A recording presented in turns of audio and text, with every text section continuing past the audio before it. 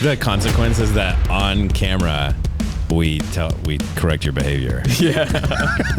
If you don't sit straight, young man. Yeah. Gotta sit up proper. Sit up proper. Your eyes glance over that way. Done. You're done. You're done. Cut through. We don't have a giant ass screen playing beautiful trails and one wheels at all. There's nothing over there. No, it's a lot easier to participate in this seat because it's not in my peripheral. That's why I switched that's seats, what I'm bro. saying. Yeah. Yeah. That last episode, man, Christian, you were I just watched Gone. TV. Gone. You mean that one that we recorded several weeks ago? Yeah, That was several. like a month ago, right? Yeah, it was like I think 2 weeks ago or something. It's definitely some time ago, dude. Yeah, but, for sure. Dude, we're glad to have you back, man. Of course. Yeah. I Thanks guess for- I am back. Thanks for making not only a repeat appearance on our show, but thanks for that drive up you did 2 weeks ago and the one you did just now. I'm just Oh, of course. Yeah, of course. bro. Anytime. yeah. Just making all that time for us, bro. yeah. Hours spent, all for the pushback. Yeah. We got Nico Aleman up there. Aleman, actually. Aleman. Yeah. I was close. No, you're good. I always called you Aleman. Technically, it's Aleman, but Aleman. I don't say that. How would you go with Aleman and then just like deliver all the ale, you know? Yeah, oh, yeah. The beer boy. That's the brand. Nico Aleman, the beer boy. Hell yeah. This man, for anybody who doesn't know Nico in the community, we like to call him the One Wheel Encyclopedia. I guess so. I almost for this episode, went out and bought an encyclopedia and Gotta like get the props. did a little tape and like taped it over and taped a photo to you and like One Wheel for Dummies. Oh my God, yeah. Like, this is the book. It's gonna be published in a year, 12 months. Nico, man, joining us. Thanks for coming on the show, dude. Thanks for having me. I'm excited. Dude, I want to jump right into this. I wanna ask how your race season went. It's been interesting so far. So this is technically my second race season. I basically started last year with Dirt Surfers, which is pretty much like before last year's Dirt Surfers, all there had really been was Race for the Rail and then Float Life Fest every year. It feels like there might have been a few things mixed in there, but Dirt Surfers last year was the first thing that really like set off this whole movement of like, explosion of just one wheel racing. Started the One Wheel Racing League and everything since then, constantly new events popping up. And I don't know exactly what, like looking back, what drew me in to end up racing there. I just decided to say, fuck it, let's go and see what happens. Ever since then, I've just been totally hooked, and just been constantly progressing since then. But this year, it's I've been out to Oak City, Dirt Surfers, Wheel Scorcher, and then ORL Eastern Qualifier. So basically everything within somewhat of a driving distance around here. Distance. Couldn't quite go out to the West Coast with classes and everything right now. But let's see. Dirt Surfers, first of all, absolutely love going back to those trails. Probably my favorite race trails of all time out in Eureka Springs. Just super fast, but super gnarly. You got to pick the right lines. It's made up of like 7 stages. Okay. Almost every single stage I came off my board. And then the second to last one just absolutely ate it. I was like lying there for like 30 seconds, gathering myself, and then like slowly crawling the rest of the way out of there. That was pretty rough.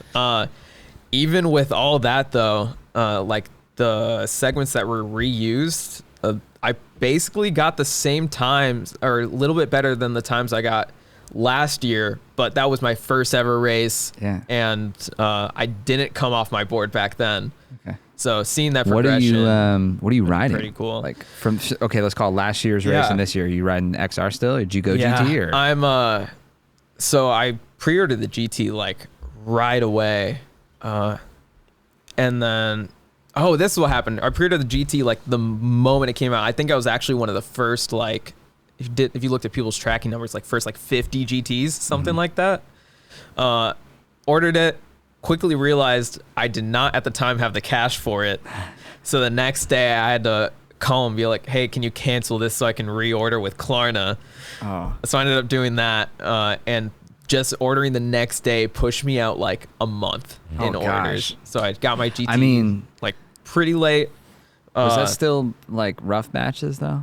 Like after that's what like grand scheme of things, very possible that if I got that first GT, I would have had to send it back anyways. Yeah. Anyways, ended up eventually getting that GT, but honestly, like, I keep giving it a shot here and there, and it's definitely, if you're trying to race like very top of the level, it depends on the trail, but for the most part, you really need to be rocking a GT. Yeah. At least stock GT, I can't ride. Mixed between like it being too tippy, that stock hard tire, I just can't stay on that board. So you've been doing XRs mostly then? Oh yeah. Okay. Like XR is just what I'm comfortable with, especially starting last year. People started pumping up those aftermarket rails. You got WTFs, tail rails, just anything that gets you more tail clearance, which is definitely the thing that sketches me out the most. Like when you're going fast, it's inevitable you're gonna tail slide on, tail drag on everything. Yeah, it's sketchy. So anything to improve that tail clearance has been huge. So that's what I'm most comfortable on. I've basically got two boards still, one with the WTFs and one with the tail rails. And then now that WTF board is actually those new varials. You can swap out the middle and then throw on How do you like those? the FAFs. It's been nice. It actually kind of saved my ass at the Eastern qualifier because I started that out on FAFs, which are basically, like, it's really similar to that tail rail shape, just like slightly more mellow, so a little bit more stable. It's got that slight drop. But those trails out there were surprisingly chunky. Like, forget GT even on that board. I could barely stay on the board. I had to take the time to really learn the lines, and even then, I just kept eating shit. So I ended up using the varials. I took out the middle piece, swapped on the WTFs, and the extra stability. I was ripping. So. That's sick. I love the way they. I love the functionality of them, but I will say, like, I love aesthetics of boards and stuff. Yeah.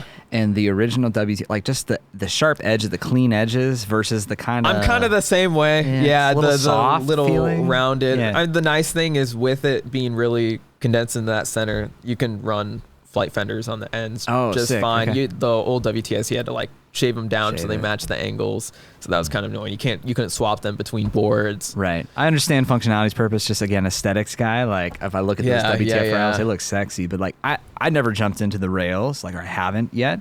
I'm cool with the straight rails, but I get it. But honestly, like at least for me, it's a game changer of just being able to pick the right rail for the job. They all ride totally differently. Right. And that's a big thing with the GT too. Now there's pretty much just the stock rails. There's lightning rails that just came out. Yeah. And I did shout out Bob. I did jump Mob Shop. Yeah, Robert.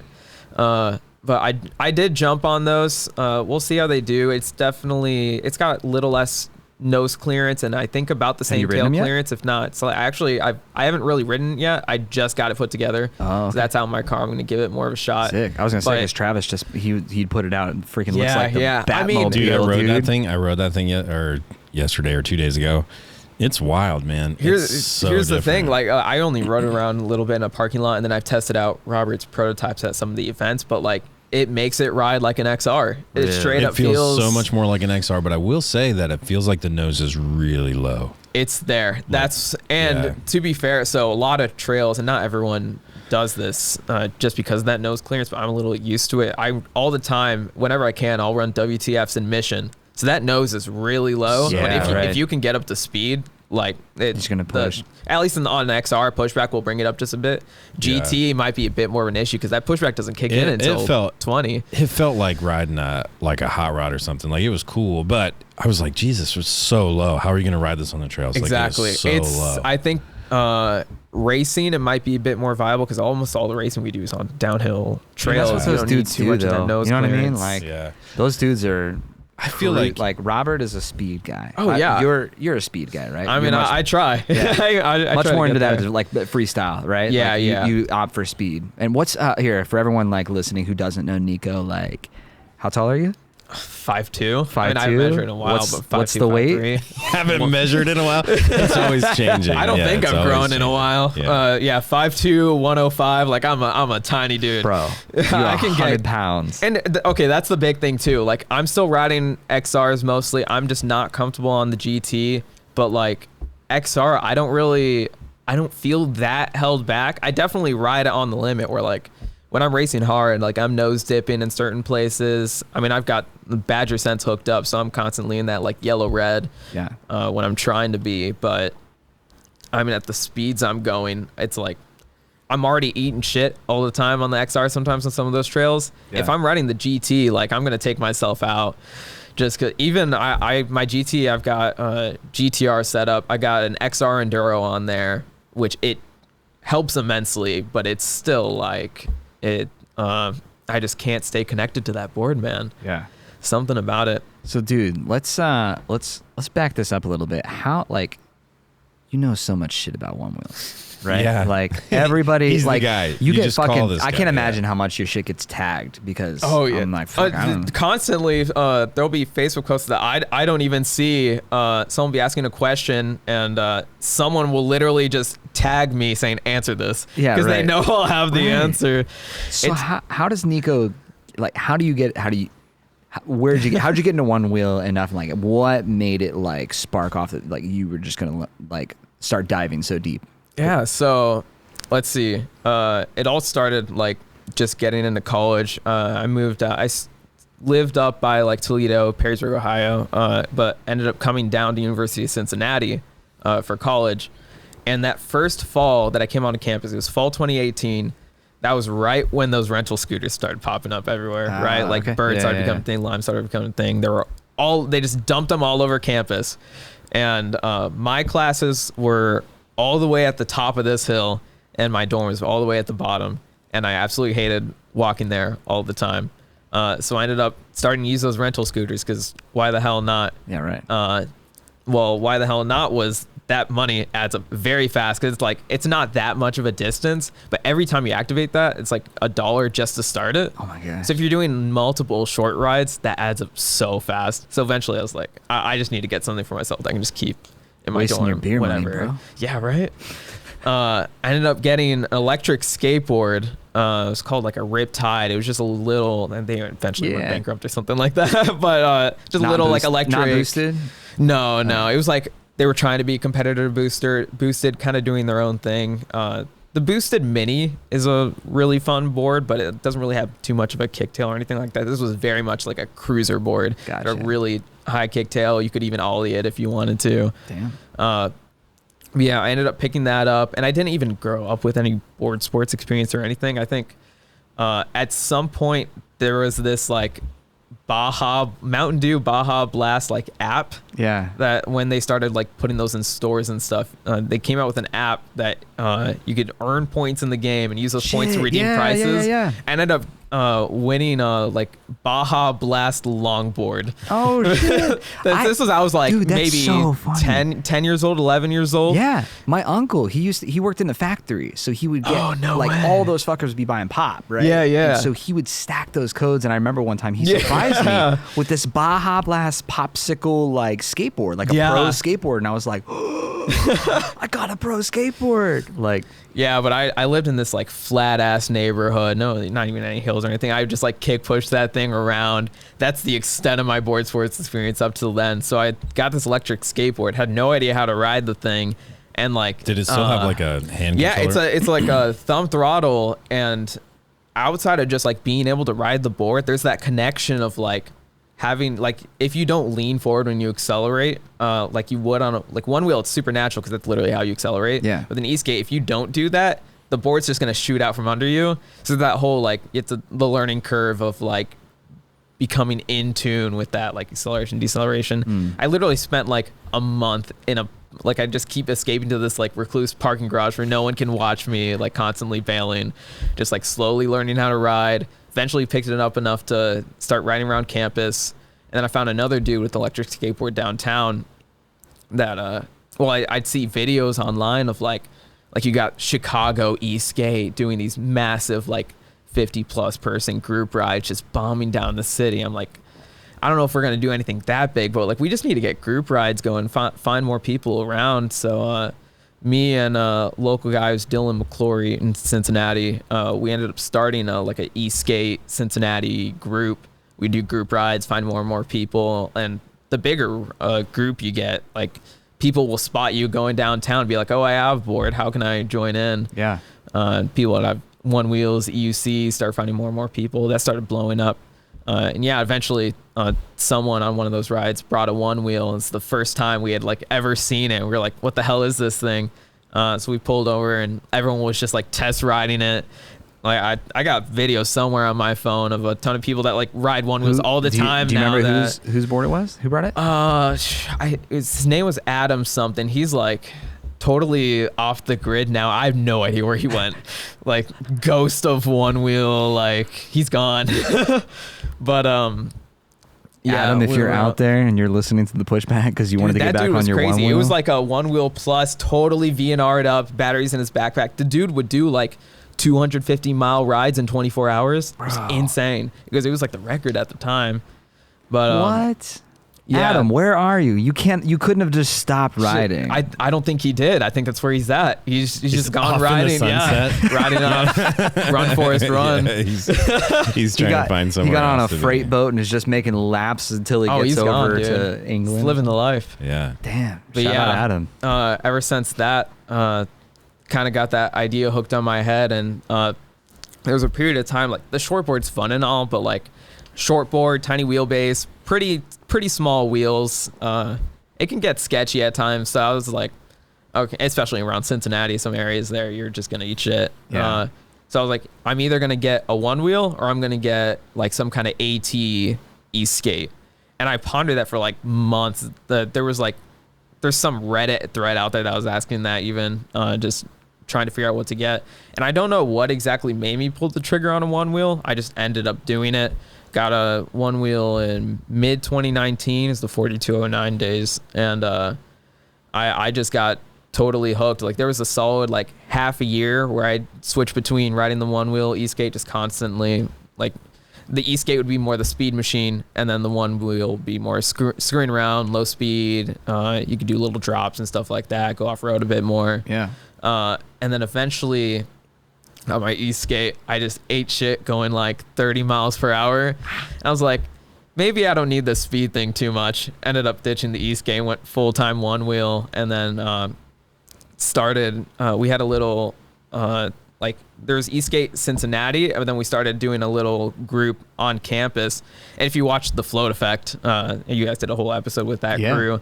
All those guys, like those are the guys that, along with me, we all started like e-skate UC. We started pulling more and more people in and doing campus group rides. And I was the first person on campus actually that had a one wheel.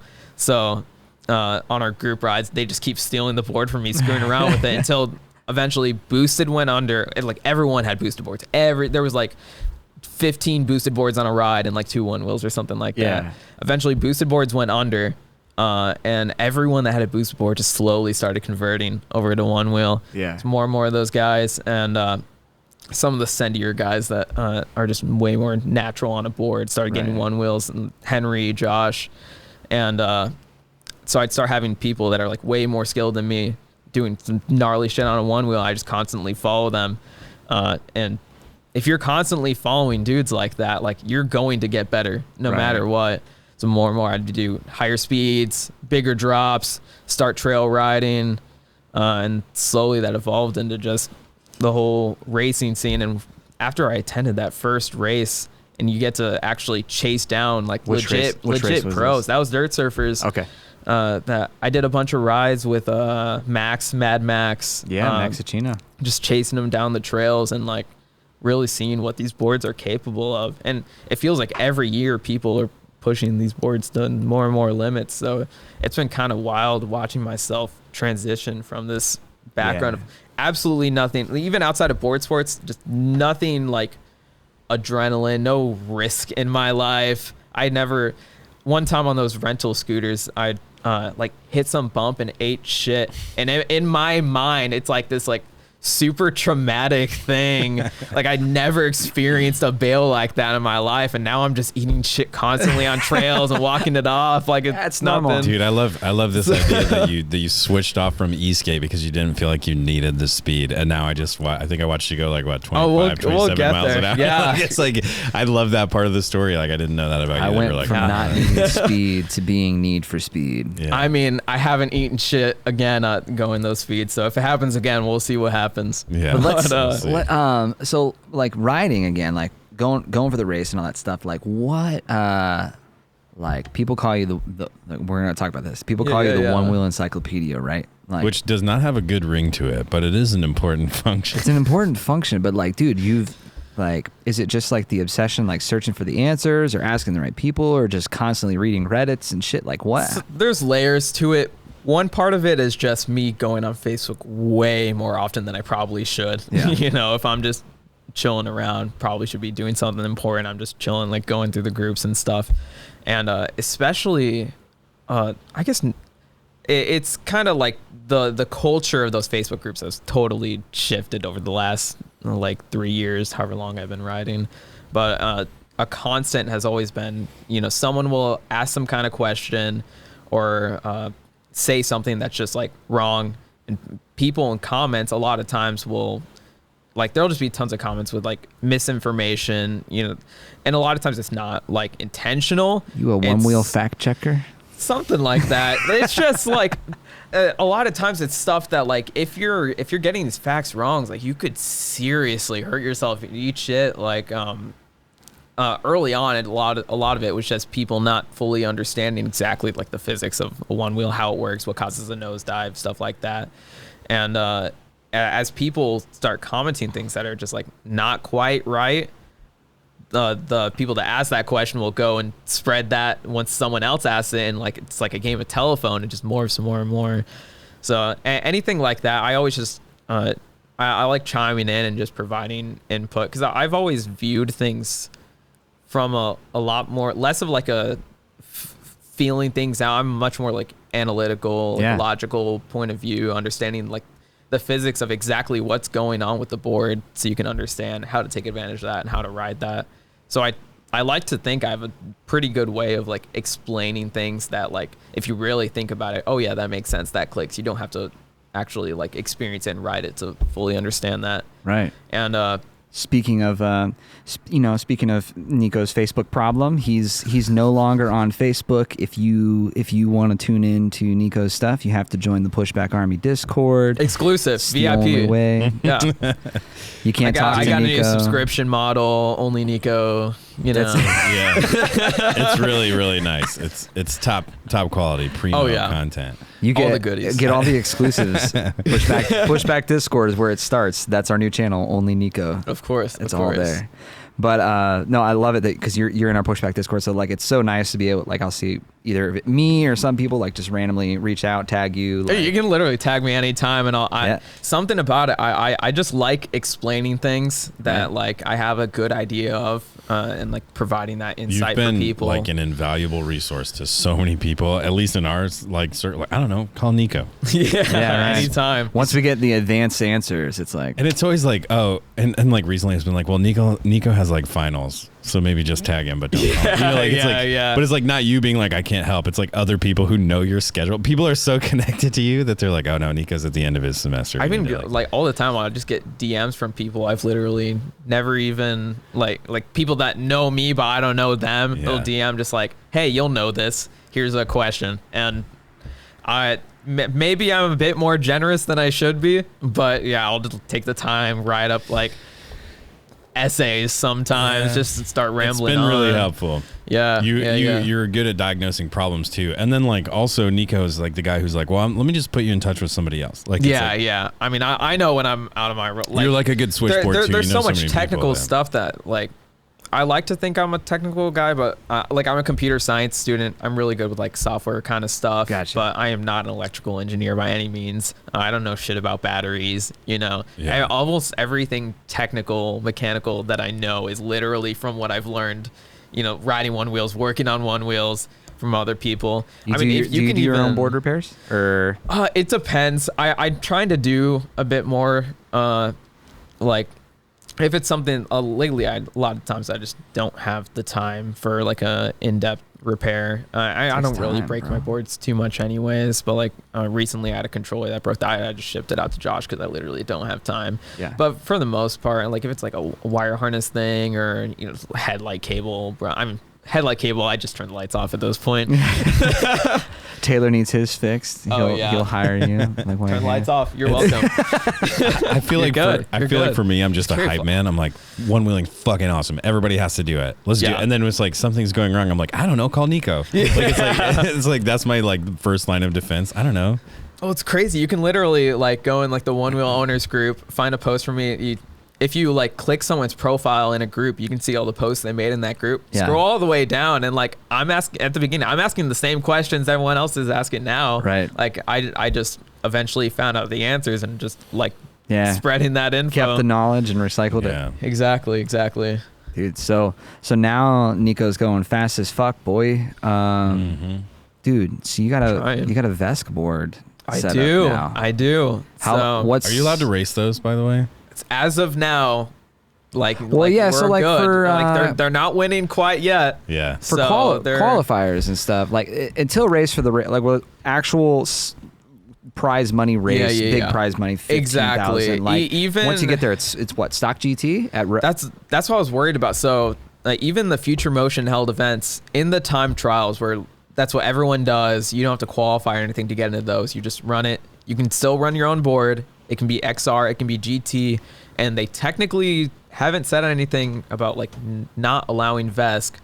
I'm not sure if anyone ran Vesk at either. I thought about it, but I literally at the Eastern qualifier, I got my Vesk set up 2 days prior. Yeah, and the muscle memory is completely different. Mm-hmm. So I got to take the time to learn that. But once you get into, it's been like the top 8 usually. Get into the next day. It's like a live. Once it gets into One Wheel live streaming this race, it's always been stock boards. That's it. They provide the boards. And this past Eastern qualifier, actually, they made a huge change for the first time ever. They're actually allowing people to. It has to be a GT, but you're allowed to use your own board as long as there's no changes to the controller, battery, or motor. So you can't have Can you like change any of those? Barely. Controller would be like Vesk. Okay. So no Vesk, obviously. You can't change the battery. You can't change the battery. Break the fucking board. So that it's basically their way of saying no GTR. But the GT Enduro is a thing now. So people were actually running GT Enduros during that stream. It's hard to see with the stream quality, of course, but they announced this like 2 days prior to the finals. So no, Jeff was literally like next day shipping people out GT Enduros to run for that race, because it's a game changer for sure. Anything off of that stock tire. Dude, oh my gosh, the night and day difference. And it was I filmed a video of me doing like the tire change, and like I'm not a I'm not a how-to person or anything, but I was like, fuck it, we'll film this like a reaction video. I'll watch Carve Creative's video and then change my tire out, show people how like I probably shouldn't be doing board repairs. I can run a business all day long, but don't ask me to repair your shit. So went through, got that on, and dude, Float Life, shout out to Float Life, dude. I sponsor the Float Life. No, those dudes are great because there's some tires that have been oversized or a little bit of they're on it, man. Yeah, dude, they've got another tire right on the way to me. Pretty much no questions asked. It's out there. Yeah, I sent them the video and I was like, yo, hey, just so you guys know, I didn't even ask for a tire. I literally did not. I was like, hey, in case you have some other people asking, like, this was making noise that got me to file with Future Motion for a motor repair because I couldn't. And I could feel it in the foot pad. Finally, I'm like, I bet this is just rubbing back there. Yeah. But yeah, they're like, oh, we'll put one on, we'll make sure it fits, and then we'll send it to you. That was a wild noise. Dude. I've never heard a tire rubbing sound like that. Yeah, that's what was confusing me, because I was like, you would think rubs sound more, you know what I mean? Like this was motor. It sounded crunch. like a bearing going bad or something. It sounded like motor crunch. It was like. But you put on that new tire totally fine, or they just shipped it out today. So, but like what I did to test it is I went down to a super low PSI, went to like 8, and it stopped. Yeah. And then I bumped it all. I kept on bumping it up a little bit. And as soon as I hit about 17 PSI on that tire, and then so I gave it a free spin. That's where I could really tell, and it was going like you could hear it like smacking it. And then when I would go backwards, because it was only when I would go backwards, and I looked at the top. I mean, dude, it's like barely. It's rubbing. It's just enough. If you would have badgered that board, it would have been done. Oh yeah, still gone. But dude, shout out to Float Life. They are definitely the people to buy from. They're just like done. Like get the tire over it. But yeah, so. But also your first stop was to talk to Nico to see what was. Dude, literally, I posted in the Discord chat, and I was like, dude. Which, to be fair, I gave you the wrong answer. Like, I would not have expected that to be. I mean, what are you gonna tell off a sound? Yeah, you know what I mean. fair. Like, you can't feel it. Like, and that was the other thing when I pumped it back up. Like, I was trying to go nose to or toe to heel back and forth. Yeah. And I could finally start to feel it on my toes, and if I go for like a real feel tight the side pump, it's on, and then I'd feel it just kind of just a little vibration, not hardly enough to feel it. And I was like, I bet you it's a tire. Exactly. So, yeah, dude. But still, like, immediate question. Like, go ahead, let's send a video. Let's see if he's heard this sound before, because I'm guarantee you have. Yeah, but we were talking about like potentially racing Vesk at these races, and I think that's the big thing drawing me in right now about Vesk. Like, there's so many angles you can take of like why you might support that like open source controller movement. Yeah. You know, right to repair, just having that customizability of like how your board rides. I mean, competition. Big time. I mean, there's so many things in the Vesk firmware right now that like there's really no reason a future motion board couldn't ride like that. Like certain advantages that Vesk has, like when you get on the edge, you cannot dig that front bumper into the ground. You can get all the way on the edge of the tire. It's something about like IMU calibration that they just don't do in the future motion boards. And like with that, you can ride berms and practically wall ride. I know there's some video of Max out there literally at a bike park just going all the way up on a wall, and the nose doesn't even get close. The way it climbs up, you can like GT a hill that you're gonna nose stall on, just lose power. On a Vesk with a stock pack, you can start going up, come to a complete stop, and then just keep rolling up again. Like, That's insane, oh my gosh, bro. It's wild. But the big thing for me is just having that power, or at least the potential of having that like GT-esque power, but in the form factor of the XR, this board that I'm already comfortable with. I much prefer, even, I know I say this all the time, I'm like a broken record, but like it looks like I do not like the way the GT looks. I don't like it. I will say it's growing on me a bit, but at the end of the day, like it's a big ass pint. Dude, yeah, for me it looks like the Star Wars prequel trilogy. Where like ruined all the stuff about Star Wars. High-end like ships, oh, nobody lives in this universe anymore, and everything's like smooth and round. Like that's what I feel like and it makes logical design sense. Like I totally get it. I'm not. I mean, to each their own. Yeah, it's like the DIY look. You know, the idea of the idea of me looking like I'm riding something out of Back to the Future instead of something out of the future. Is I and like you said, I'm more comfortable on my XR. I would love to keep my XR, but I just can't keep up with these guys on their GTs. Like no matter how hard I try, I just can't keep up. And I used to be like, I wasn't the fastest guy in the pack ever. When I was trying to keep up, just like, and they're not like, everyone rides fast, like with us, like, but no one's like crazy pushing limits.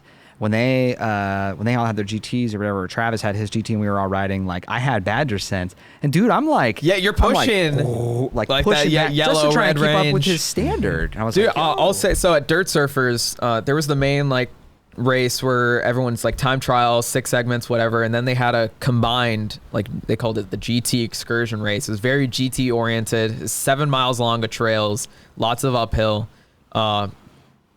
And they had separate like XR and GT classes to make it fair, but everyone still race at the same time, right? And it starts out with this just like straight gunning it on street just to give people a bit more gap, get people like settled into where they're starting at place wise. Yeah.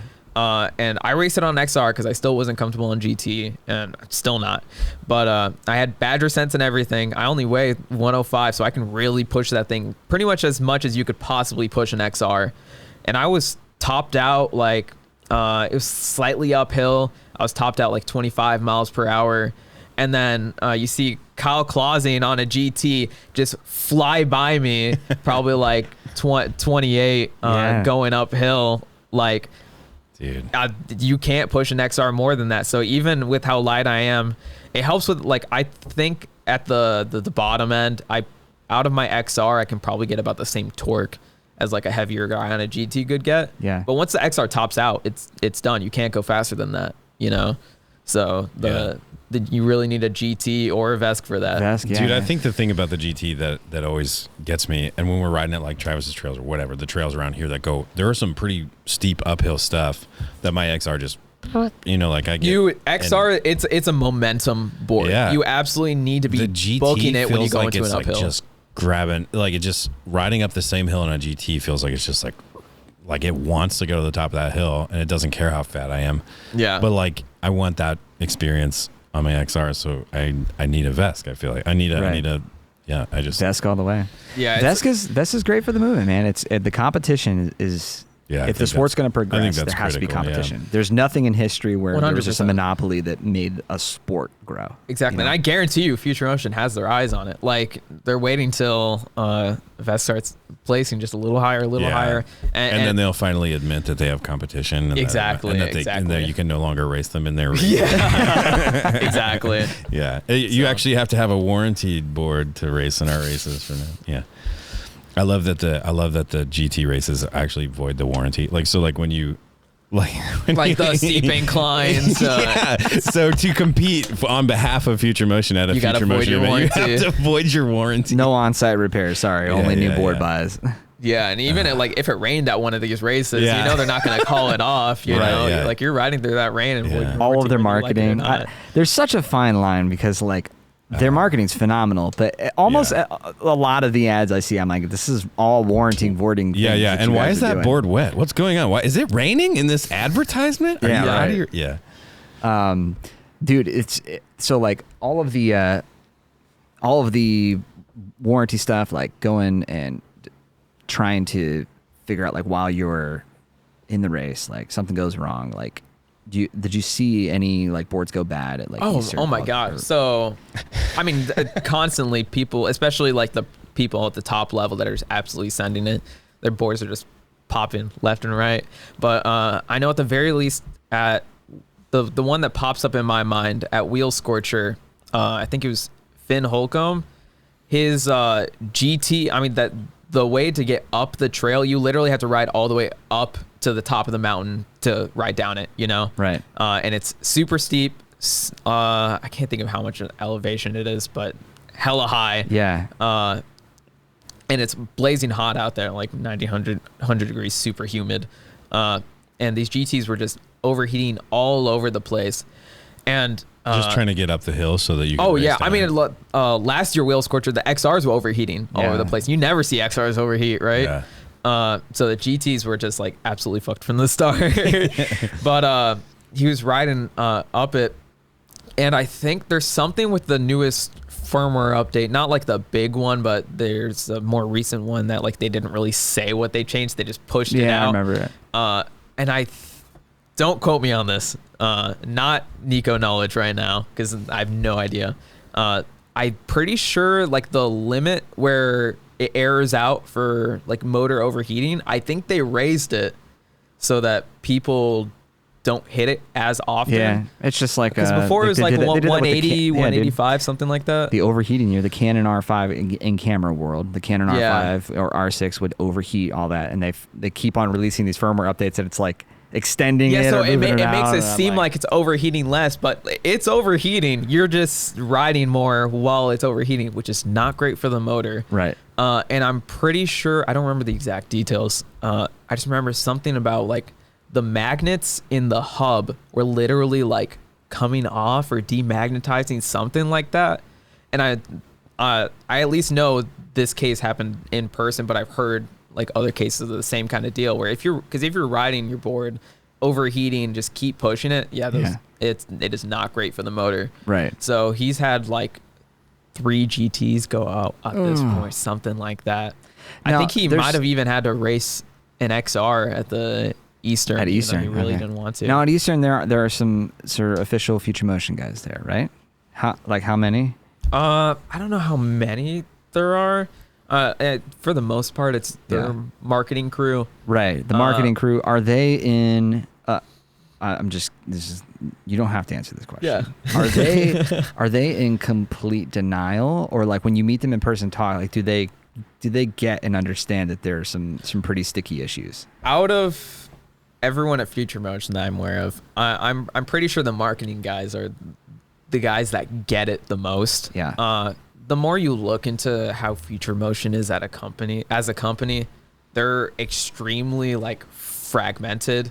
So like there's the marketing department, and the big dogs in the company, give them the information they need to do their jobs.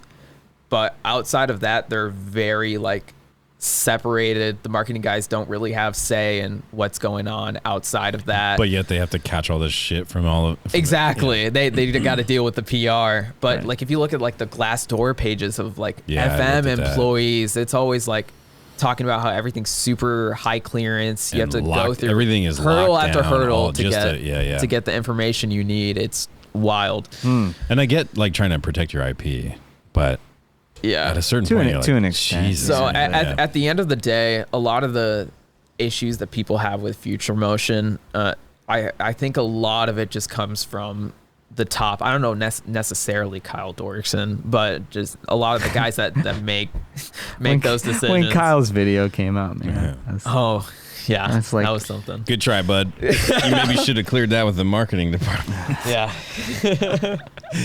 Oh my gosh, poor bastard. So, and did you had a slight run into him with him, didn't you? With the where they wouldn't do some work on your board or something like that. There was a whole. I don't try to get into it now because it's a really deep rabbit hole. Yeah, resolved ish. I wouldn't call it resolved. The main issue that I had was I had a motor that I had shipped out for reasons. And it got lost in shipping, and this actually happened. I wasn't trying to make up some story to gotcha FM. My motor got lost in shipping, so I emailed them like asking, "What can I do? Is there any way you can ship me out a motor? Even if you want me to ship my board out to you and you just throw a motor in." But there's absolutely they had no options for service, and obviously they can't work on it without the original parts. I mean, they can, they just don't want to. Well, they say something about like against a warranty or whatever it is, like they won't work on a board. They refuse to work on a board that doesn't have all of its original like core components, so controller, battery. Yeah, that's what they told me when I thought it was my motor issue. It was like, oh, we see you have a third party tire. Can you take that off and put the stock tire back on? Before we ship it out or whatever it is, and I was like, yeah, whatever. But interesting policy. So yeah, not to knock Papa FM. We love you. I mean it's interesting seeing how like obviously that whole like FM rights repair thing blew up for a while, and it feels like it's kind of settled down now, even though nothing somewhat really changed. But I mean, like, also the big thing was when they came out with that firmware update that fixed the GT pushback. Everyone was like, "Oh, now we actually like the GT, so we're gonna." Well, and I think also when the way that they're dealing with the footpad issue, and they're like trusting people, and they're just sending parts instead of making you ship your shit to them and all that stuff, like. It really feels like that footpad issue has not gotten any better. I still constantly see posting.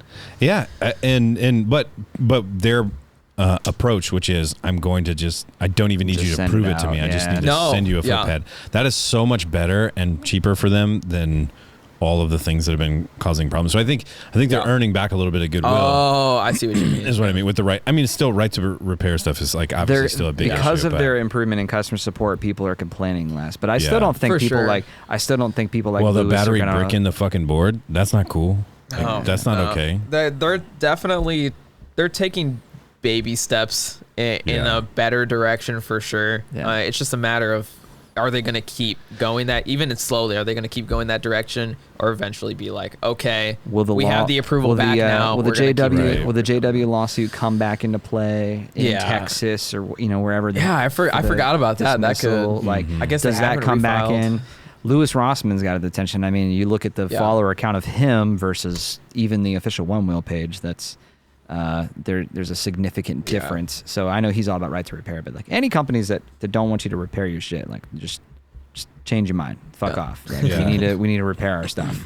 Yeah. Vesk, baby. Vesk all the way. So so you've seen like your newer to the Vesk thing, right? How long you've had your Vesk build? So I've actually had I've been keeping an eye on the whole Vesk movement for probably like a year and a half now. I mean, I come from the e-skate world, and Vesk is already like so many high-end boards that are even put out by companies use VESC, and they just specifically tune it to how they want it to ride. And sometimes they lock it down, sometimes they don't. And for total clarification for everybody listening, VESC is a software, VESC tool, right? So VESC is a platform that you can basically base like any kind of motor controller, electric speed controller. And the primary controller that people are using right now is the little Fokker V3. That's there's tons of controllers out there, but they're all mostly built for specific purposes, like to fit inside some kind of e-skate enclosure.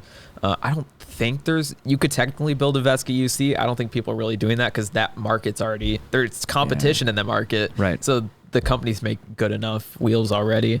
But the little Fokker V3 specifically, you can modify it to fit into a stock controller enclosure, but your best bet is just to make a 3D printed enclosure specifically built for that controller. Yeah, that just so happens to fit into this board. Yeah, this balance board looking thing. Who would have thunk it? What are these rails? Oh, wow, the bolt pattern lines up. Interesting. But I've had the parts for a couple months now, and, school, life. My whole life at this point is literally like getting ahead on work, going out to these events, and then when I get back, I'm catching up on work until the next event. Yeah. So are you working and doing school? Sorry, when I say work, whatever I'm doing at the time, sometimes it's like actual, I switch between, I'm in university still, obviously, in the way my university works. You switch between a co-op semester, which is basically like a paid internship, and then a class semester. So you're constantly switching until you get out with like 2 years of work experience. You graduate in 5 years instead of 4, no summer breaks. Gotcha. So it's kind of a I was going to ask, I'm like, how are you affording all these events? Prostitution, drug dealing, like all of the above? Only Nico? Yeah, only Nico, of course. No, I'm definitely, I'm in a all right position right now, just because I know I have a job pretty much lined up out of college, so I'll be good. Drain your life savings towards Onewheel. And at this point, I'm basically staying even. Like, as I get more things, I just sell my old stuff and whatnot. It's a constant marketplace. Next up is the Nico marketplace. Yeah, and it's the trips that mostly are the big money hit, not the Onewheels, because traveling gets more and more expensive. I can go to less and less events. Do you typically drive to the events, or do you fly and ship? I've never flown to an event before. Everything I've done has been on the East Coast. I wanted so bad to go to Seek and Shred Fest. Like, the vibes of that event is it's like a straight music festival, right? Basically, yeah. It just looks so much fun. Like, I really love racing, but having that sort of blend and balance seems really cool. And also, Seek and Shred Fest has a lot more in the racing. There's a lot more focus on head-to-head racing. They have a specific built track, built for Onewheels, for head-to-head racing. You can fit multiple racers on, and that vibe. Like, I technically haven't been in like a legit head-to-head race, but when I said Dirt Surfers was my first ever race, I kind of lied. The October before that first Dirt Surfers, there's this more local event. It hasn't actually happened since then, mainly because COVID and then other things, but called Indie Float Fest. It's in Indianapolis.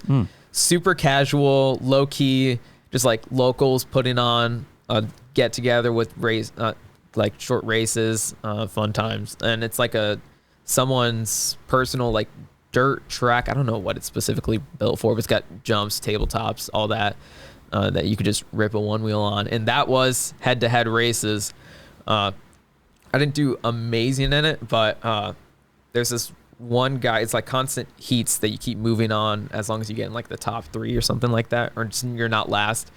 And all my heats, I'd always be matched up with this one dude that, and like every time we go through the finish line, photo finish, and he'd constantly beat me out just like by a hair. So it got to this one race where I was like, wait, are these is this the spot where the famous photo? This is the spot. So I eventually was like, I'm going to beat this guy. I know I'm right there. I'm a lighter dude. I can gun it just a little bit more. And this was a race that there was, I think, a heat of 4 of us again, and you just had to not be last. So we were battling for first and second. You did, like, even if I got second, doesn't matter. Even if I somehow got third.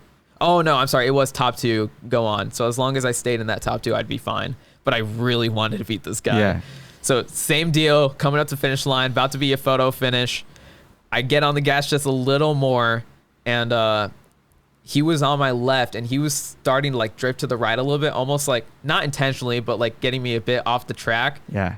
And I give him some space, get to the right, get on the gas a little more, and it was in some grass. There's like pothole, pothole, pothole. My board hits it immediately. Like there's a video out there somewhere along with the pictures, but the board, like one frame, the board's perfectly level. Next frame, board's like on the ground, nose on the ground. You literally hear it like smash, the nose smash into the ground. And like I hold it there for a second, but then I was just gone. My back foot pulled up on the flight fin, board's like vertical in the air, I'm flying. That is an iconic photo. That's where that picture came from. That photo has been the thumbnail of my pushback calendar for the longest time. So when I send people the thing, because I put a stupid description, it just says it's just a crappy website, chill out, bro. And it's just you like full nosedive. And fun fact, that was my first nosedive ever. Whoa. No, Captured on picture from that angle. There's like two other pictures. There's at least one other picture that's literally like a different angle, but the same exact moment in time. Like I'm in the same exact position, board's in the same exact position, and then there's a video out there too. So like all these. I need to find this video. That nosedive was on the reels. So worth it. It's epic. And it was literally I landed right before the finish line, and then dude in third passes me, so I didn't move on. But yeah, that was my first race ever technically, and that got me hooked on that like adrenaline for sure. Yeah, and I haven't done a head-to-head race since. What happened to the Indy Float Fest, right? It just hasn't happened since then. It was gonna happen again. It didn't happen in 2020. It was gonna happen again in 2021. But then it got like rained out or something. So I'm hoping they put it together again event this year, and or 22. Yeah, when was it? It's October. Okay, so a little. It could go on in October. We'll see, but it's definitely a much more casual thing, not like an official. I threw the ideas around to these guys. Like, there's a spot we have here, which I just haven't been like. It's basically abandoned at this point. Yeah, used to be a massive, kind of like a Camp Woodward here in Ohio. Oh, yeah. And I'm like, dude, let's throw Pushback Palooza, like just a weekend of, and this spot, dude, has old massive like pump bike track, like where they were doing jumps for training. Yeah. Has an indoor skate park, has an outdoor skate park, has like this massive like slip and slide that's there, like somewhere to cool off. Yeah, like massive pool, but like it's got huge ramps, so like you like fly off it. But dude, like the spot's just been abandoned. Like I've tried everything to contact the people. Like, oh no, so it's not even being used. You just can't. No, dude, it's just a fucking abandoned spot. And it's like 35 minutes from us, 40 minutes from us. I mean, could you just like take it over? Like, is anyone gonna say anything? Like, dude, the thing is, it would take a couple months of just the overgrown, overgrown mess. Like to get that cleaned up. I didn't realize it was abandoned. That place used to be pretty hopping. It was a hopping spot, dude. Pushback Palooza might happen sometime if I can ever get a hold of the people. Ohio needs something, man. There's right? Like outside of the Mike's Bike Park event that I held. We need a summer. That was pretty solid. I was surprised at the turnout. Dude, it could have been more, but better do it again. Oh, I plan to 100%. Yeah, we'll awesome. get some more pushback. Do something in the winter. I know, dude. We'll do some more pushback sponsorship for it this year. Hell yeah, bro! And I had a killer burrito at that like shop right around the corner. Oh, the taco shop. Yeah, it's like right in the middle of Dayton. So good. I got some great footage there. I dislocated a rib saving my Ronin. Dude, I literally turned back like, "Are you all right, dude? You did not look all right." I'd be like, "Yeah, I'm good." It's at the end of the Save the camera. At the end of the recap episode we did, right? Yeah, it's in there. Yeah. I was like, that man is not okay, dude. I felt that for weeks, and he was like. like that voice. Adrenaline kicks in, alcohol it gets consumed with, and then but like not at Mike's bike park. Yeah, of course, not at Mike's bike park. No. Nah, we didn't do that. So like, yeah, I get back. I had to go to the chiropractor for like 4 just to be able to get it. Like, it took like 4 adjustments to be able to get it like no way back. Like it's a dislocated rib doesn't really like just reset. No, like, you have to gotta tease it. Yeah, and it goes from like a back adjustment. Yeah, that was gnarly. I'm Save surprised. the camera. You could hear it across the whole floor. Oh, like when he. I mean, it's a slick ground too. You're sliding. Yeah. Because you like hit that ramp. Well, it's just but it's concrete. The tail hit again. Like when I was going down, like I just had enough. Where the tail went back. No, on a slick like skate park kind of surface like that, if your tail touches, you're sliding out. It was a banana, bro. It's gonna go where it goes. This is gonna hurt. Sketchy. And I wasn't sacrificing the camera, so I'm surprised. Like all these years of riding, like I mean, I've eaten shit so many times, but I have not really injured myself. Back when I e-skated, super early on when I was still learning, there's some point where I hit a pothole or something, bailed the wrong way, and I got like a stress fracture in my foot. But it literally made it so walking hurt like hell. But riding was fine? Riding was totally fine. So because of my riding injury, I had to ride to get anywhere. That's awesome. But ever since I moved to one wheel, like I've had like, scrapes, bruises, road rash, whatever. That's pretty typical, I feel like. I think at Dirt Surfers, that super gnarly slam that I took, I was totally convinced I injured myself. I don't remember exactly what's going on. All I know is my arm kept switching from like totally like in sharp pain to being completely numb. And like all my joints were just like shaking. I literally have GoPro footage of like after the race, I like pull out my phone and go to type something in my hands. Like I can barely type because my hands just like a shaking. pinched nerve or something. That's exactly. I thought I was injured. Next day, woke up totally fine. Yeah, I think I pinched a nerve that's Just like connected to my funny bone. If they get in the I wrong never spot. had that happen to me before. So that's crazy. I had carpal tunnel. I had carpal tunnel surgery when I was 22, something like that. So I got to that point where I couldn't sleep anymore. But like, again, like if you have any nerve, but I remember there'd be times if I like press somewhere in my arm or something, they would like send this relief. Like, oh, fine. Yeah. Like it's done. But yeah, dude, no broken bones yet. No broken bones yet. Which is good. I mean, you're a tiny dude. Like, that just means I'm not sending enough. Like, well, you also don't have enough. Like, you don't have a ton of weight on you to like I was just saying in the last episode, like how it makes a difference. I'm down like 15 pounds. I'm down 25 pounds at this point. Yeah, it's been 2 weeks. But I'm also like, I mean, I don't have as much layers for protection. Right. Yeah, but you don't have the 900 pounds coming down on your shoulder. That's fair. You know what I mean? Like, That's fair. That weight makes a difference. You think about that. You lift a 10-pound kettlebell, right? You know what I mean? Like that extra weight in there probably has got to make some type of impact. Yeah, and also like I'm a young dude, and really like the sport for as many people as in it, like it's so varied. You have people that are like 10 and under riding these boards and absolutely shredders too. Bart Miller's daughter Zoe absolutely sends it. I have video of her doing that like qualifier course at Canoga with the jumps, and she's like airing off of every jump. She's like screaming while she's in the air, but totally sticking the landing, sending it harder than I ever would. On a lot of these tracks, she's setting like similar times to me sometimes. The kids, holy shit, dude, the kids, they can just fly. They get me excited for this sport because like there's so few that like, all right, Zoe inspired my oldest to finally like start exploring a one wheel. No way. Yeah, dude, he's starting to shred a little bit. Like he's getting pushback on the pint. So he's finally like getting comfortable. He's getting comfortable. He's starting to carve a little more. I took him on a couple smaller trails. So he's figuring it out. But like it wouldn't happen without someone like Zoe there. Yeah. Zoe just like sparked something in him to watch somebody smaller. So like that's what stokes me the most is like in 10 years when those kids are older, like the shit that you like see, that's gonna be what the sport is. Because right now it's so early on. Like if you look at pro riders, you got people like Noah Bill that are like he's 16, 17 now. Yeah, and then like Bodie, he's only 22. There's some guys in there 23? that are like early to mid 20s. But then there's also people that just absolutely send it that are mid 30s. I don't know exactly everyone's ranges, but Bart Miller, Dave Stewart. Right. I saw Dave got 9th at Eastern, so he's like barely. He did not get into the like stream, but I saw him practicing it, just like sending it harder than some of the guys that were on the stream, honestly. So that it's really cool to see that like varied age range. Right. But it's so early on, and I'm a young dude. I can probably take slams harder than some other people can. So I really need to like I want to challenge myself to push myself and like not be afraid to eat shit while I can. You know what I mean? And take advantage of the sport being so early on and just see what I can do. Because Bodie and I had this conversation, or we did on the podcast when we were talking about how to kind of make the sport look cool, right? Like for the freestyle stuff at Dirt Surfers.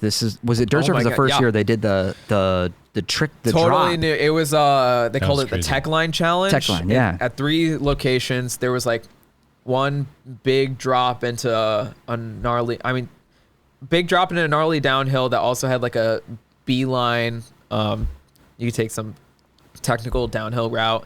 They had a second location that was just like extremely rocky, techy. You got a location, you can do whatever the hell you want, find whatever lines you want, and then judges just rank you based on, creativity, challenge, skill, steez. And then they had a third location that's like kind of similar, but another big drop to downhill, but had like a gap in it. You had to you couldn't hit it slow. You got to full send it. Couple different ways to hit it. And then it got to the point where people were just doing the drop. They had to mix things up a bit. So they literally got a ramp out there to make it even more of a launch. And there was at least one of those attempts, Bodie just absolutely popped the ramp. He's in the air, just hanging there. And he was saying in that moment, of air time, he was scared out of his life. Yeah. Yeah, just barely hanging on. Imagine so. That feeling of airtime on a one wheel would be it's crazy. I remember back in the day doing that on snowboard, that weightless amount of gravity. If I was on a one wheel doing that, I don't know, man. That shit. It's crazy to think okay, I'm up here and this thing weighs 30 some pounds and has a springy rubber. I'm going to land on this. Exactly. It's not like a skateboard. If my foot comes off the sensor, it's going to disengage when I land. I got to land balanced. It's not like a skateboard where, you can land, you've got a little bit of wiggle room for air there. You can ride it out. One wheel, if you're doing a gnarly drop, you got to land dead level. And in the air, you got to keep the board level. Otherwise, you're going to get wheel spin. And then the moment that tire grips the ground, full free spinning, it's going to shoot the tail out. Right.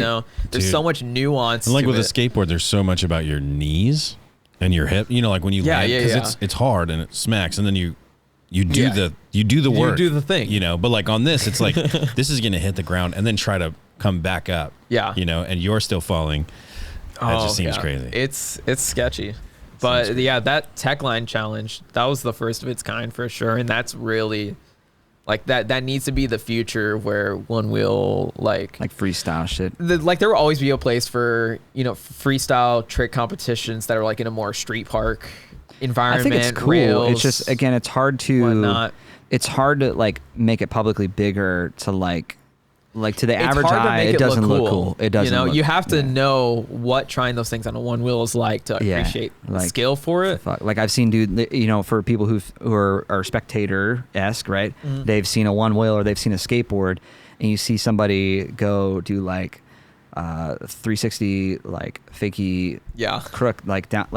It's so much more technical, so much more versus a one wheel. It's he just hit a little thing and he's... Yeah, we needed to do more to that tech line challenge. The trails. To take advantage of something the one wheel can do that other people or other things can't. Yeah, ain't no skateboards out on these trails, dude. No. That's its advantage for sure.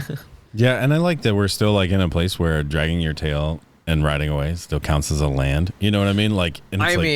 There's a certain aspect to it that we just have to work with it because EUCs are sending these massive jumps. If you had a one wheel with the same torque, you still couldn't do that because you have the nose clearance to worry about and you have the tail clearance to worry about. Yeah. So there's definitely a sort of, I don't want to say a ceiling, but it's something we got to work with. And it's not a ceiling, but there's definitely levels of creativity. I mean, okay, so let's talk Vesk for a second. Exactly. Where they're doing these dark slide things now, or if you can tweak the motor to be cool, if you're doing a drop, it's not going to spin backwards. It's going to stall or... Exactly. So Future Motion's firmware, they have their firmware absolutely dialed. Absolutely. They've done the impossible of making the board ride exactly as you'd expect it in pretty much every scenario you could possibly think of. Right. And that's definitely the big challenge for Vesk right now for sure. You can definitely, I could tune it so it absolutely crushes hills, no problem.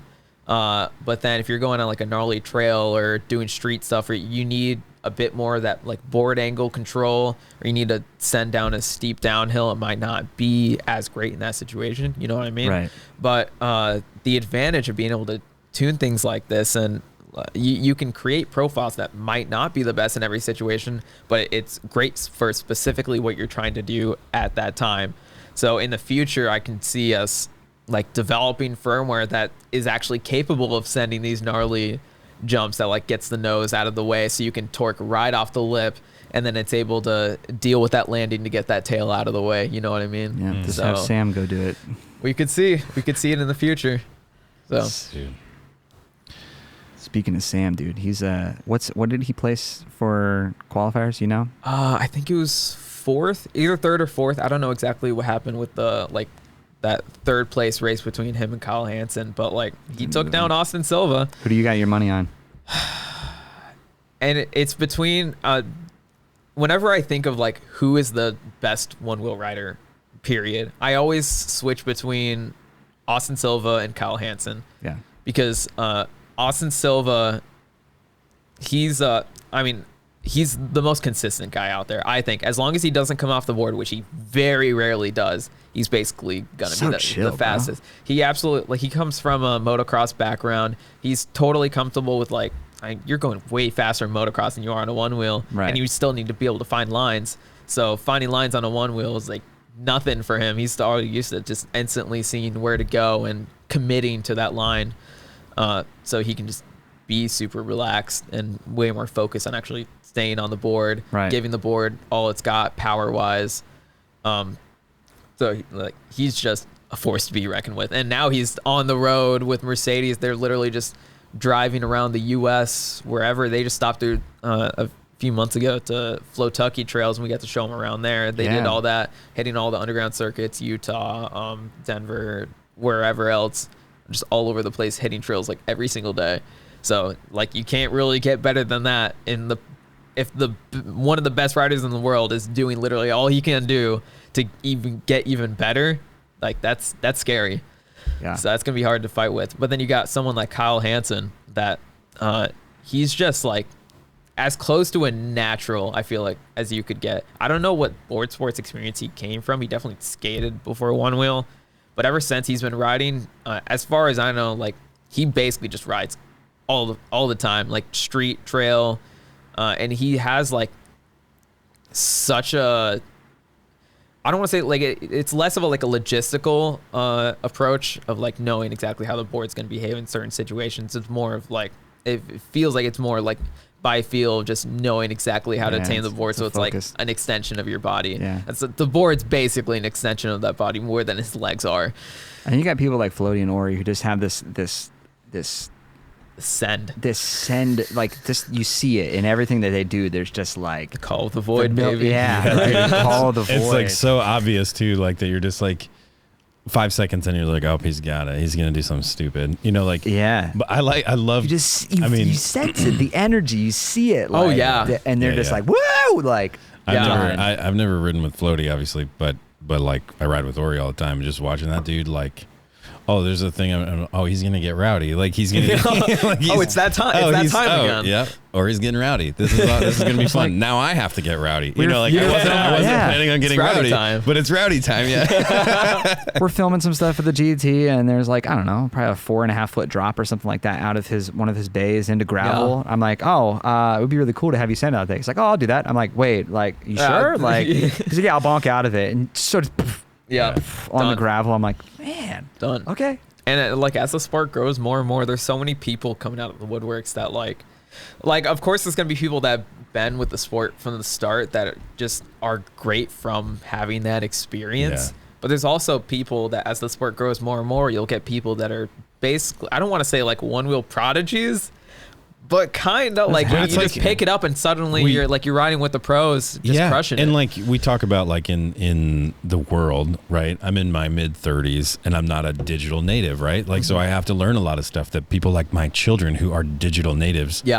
just know how to do. It's like some instinctual or observation when they were infants or something makes them understand touch screens. Yeah. Like my generation had to invent them. Well, I guess the generation above me, but you know what I mean? Like, like when I had a cell phone, it had analog buttons on it, you know what I mean? Like, so my children have never even seen a fucking analog button. They wouldn't know what to do with it, you know?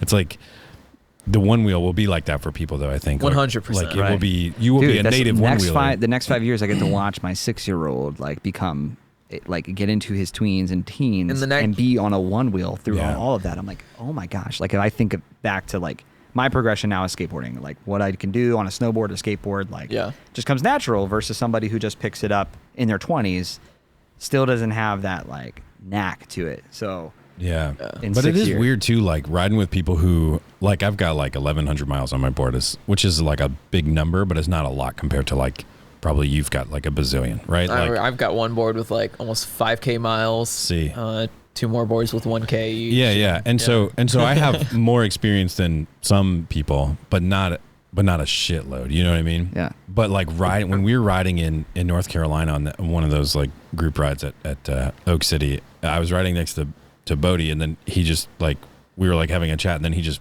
peeled off to go do something fucking crazy, and I was like, oh, I just saw that as like a hill next to the road by a driveway. But what he saw was like a line. Yeah.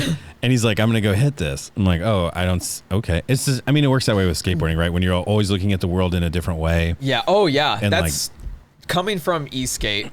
I've always viewed e-skate as like, it's very much a branch off of longboarding, of like, it's about speed, cruising, carving. Yeah. Onewheel has elements to it that are a lot more like street skateboarding, honestly, of like viewing the world as a playground, especially opening up the whole world of like off-road.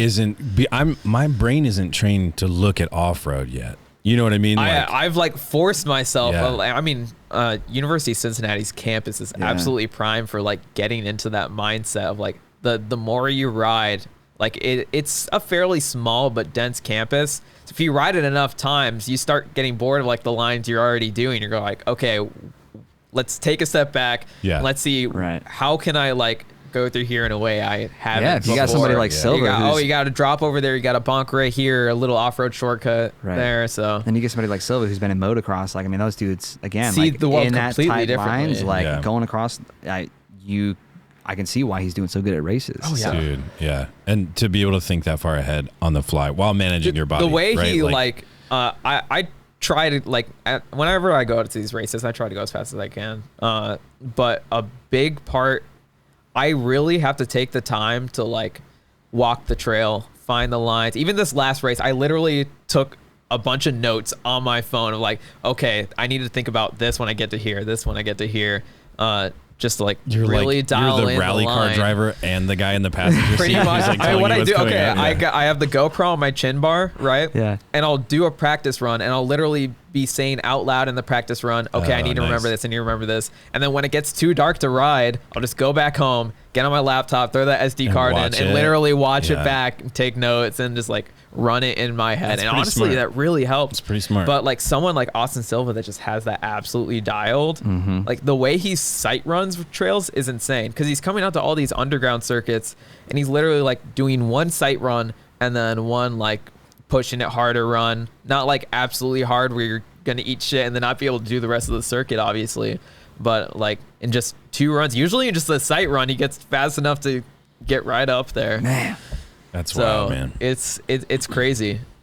So, and anyone can do that. You just have to put in the time. It just so happens he comes from a background of motocross. He has been putting in the time for years already. Exactly. And Onewheel's only been around for so long, so you have all these people that like Onewheel's the first time you're doing something like this. And you're always viewing the Onewheel through the lens of what you did before. Exactly. And so like these people like your kid or my kid or whatever, like who don't have something before that has trained them to do something one way. Like I still go around like, oh man, look at that sweet little up rail. Yeah. Like on a thing. And you're like, I don't do rails anymore. Like it's not like a thing that I'm not going to do that. So it's still cool. I still like see it, but like the childlike imagination. Yeah. But like on the other side, you're like on the other side of the thing that I'm not looking at is, oh, I could bonk off of that and hit that hill on a down and go. And you know, like I'm not quite there yet. Like I'm getting there and I like it, but I'm still looking, even though I haven't like really skateboarded in probably 10 years. Yeah.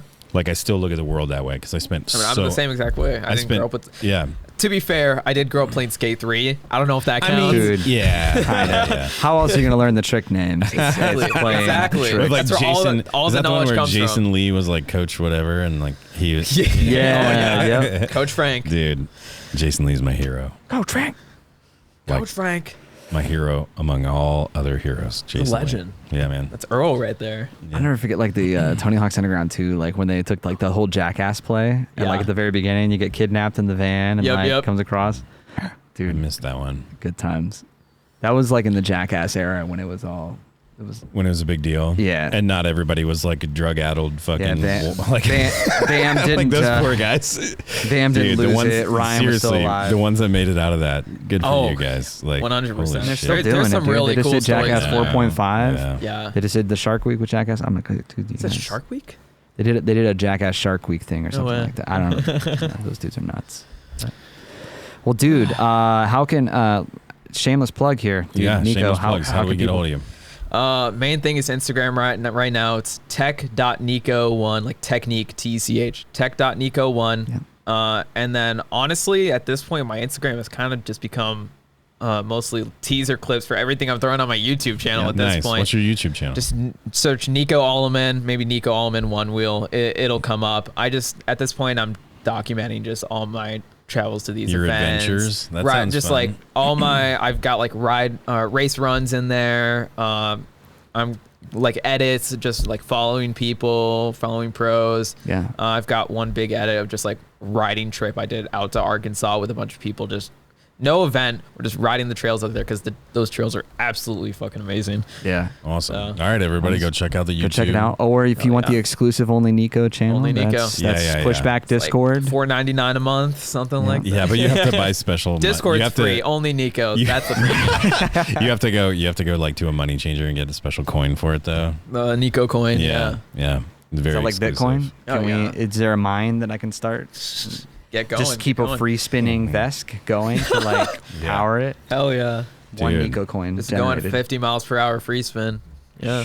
Thanks a lot for coming back on the show, man. Of course, I really appreciate it. This Yeah. is It's a long drive. coming. Long drive for you. Long drive we up. appreciate Oh, it. it's It's almost about time for us to go hit some trails. I believe Hell we yeah. need to. I can't wait. Because those trails that we rode 2 weeks ago. Oh, yeah. Dude. Gotta hit them again. Yeah, we gotta hit them again. Yeah. Phenomenal. We Before gotta the- hit those again before that rain comes again. Before Oh, the, yeah. Before Man, that the, rain just never stops, does it? No, it doesn't. Not here in Ohio. That definitely didn't just do a wardrobe change and. Absolutely not.